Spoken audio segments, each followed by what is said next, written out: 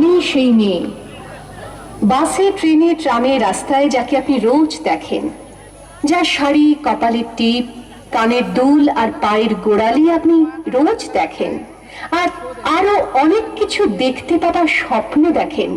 স্বপ্নে যাকে ইচ্ছে মতন দেখেন, আমি সেই মেয়ে। বিহারের প্রত্যন্ত গ্রামে দিনের আলোয় যার ছায়া মারানো আপনার ধর্মে নিষিদ্ধ, আর রাতের গভীরে যাকে বস্তি থেকে তুলে আনতে পাইক বরকন্দাজ পাঠান আপনি, আর সুসজ্জিত বিছানায় যার জন্য অপেক্ষায় অধীর হয় আপনার রাজকীয় লাম্পট্য, আমি সেই মেয়ে।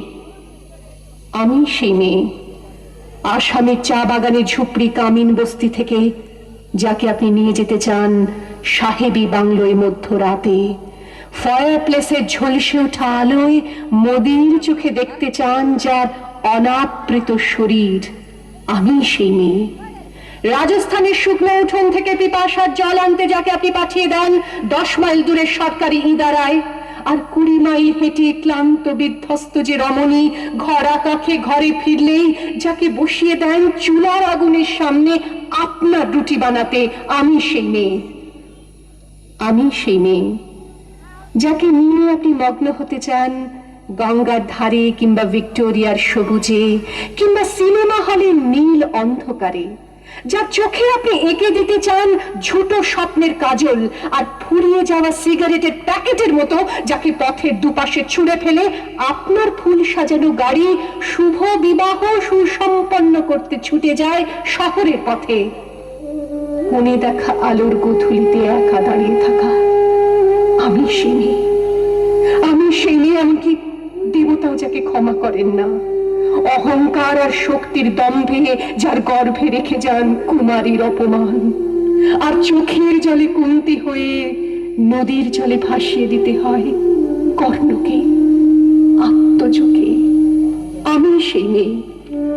সংসারের অসময়ে আমি ভাষা, আমার ছাত্র পড়ানো টাকায় মায়ের ওষুধ কেনা হয়, আমার বাড়তি রোজগারে ভাইয়ের বই কেনা হয়, আমার সমস্ত শরীর প্রবল বৃষ্টিতে ভিজতে থাকে, কালো আকাশ মাথায় নিয়ে আমি ছাতা হয়ে থাকি, ছাতার নিচে সুখে বাঁচে সংসার। আপনি আপনি আপনি আপনারা আপনারা আমার জন্য অনেক করেছেন। সাহিত্যে, কাব্যে, শাস্ত্রে, লোকাচারে আমাকে মা বলে পুজো করেছেন, প্রকৃতি বলে আদিক্ষেতা করেছেন, আবার শহরগঞ্জের কানাগলিতে ঠোঁটে রং মাখিয়ে কুপি হাতে দাঁড় করিয়েও দিয়েছেন।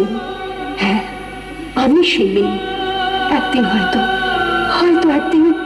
হয়তো অন্য কোনো একদিন আমার সমস্ত মিথ্যে পোশাক ছুঁড়ে ফেলে দিয়ে আমি হয়ে উঠবো সেই অসামান্য।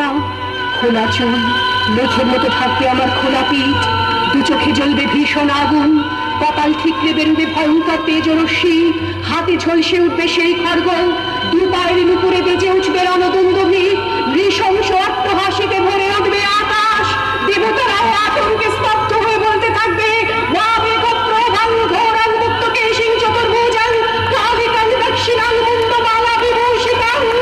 বিভৎস দাবানলের মতো আমি এগোতে থাকবো, আর আমার এগিয়ে যাবার পথের দুপাশে মূল্যহীন অসংখ্য দেহ ছটফট করতে থাকবে, সভ্যতার দেহ, প্রগতির দেহ, উন্নতির দেহ, সমাজের দেহ।